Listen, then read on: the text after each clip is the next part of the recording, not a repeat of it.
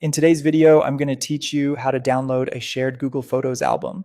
If someone has shared a Google Photos album with you and you want to save a copy to your computer, the process is pretty straightforward once you know where to look. For this walkthrough, it's best to use a desktop or laptop since the layout is clearer and the download option is easier to access there. Start by opening Google Photos in your web browser on your desktop or laptop. Make sure you're signed into the Google account that has access to the shared album. This is important because shared albums will only appear if you're logged into the correct account.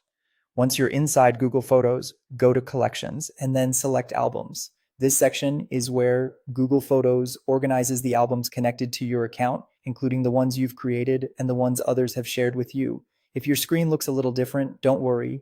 Google occasionally updates the interface, but the general path is still the same. After that, while you're inside the albums area, click on Shared with Me. This is the section that shows albums other people have shared with your account. It helps separate shared content from your own personal albums, which makes it much easier to find what you need.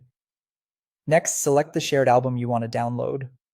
Open it so you can view the photos and make sure it's the correct one before continuing. This is especially useful if you've been invited to multiple shared albums and want to avoid downloading the wrong one. Once the album is open, select the album and then look for the three-dot menu, usually located near the top right area of the page. Click that menu and then choose Download. Google Photos will begin preparing the album for download. In most cases, the images will be packaged into a compressed file, such as a zip file, and your browser will either start downloading it automatically or ask you where you want to save it.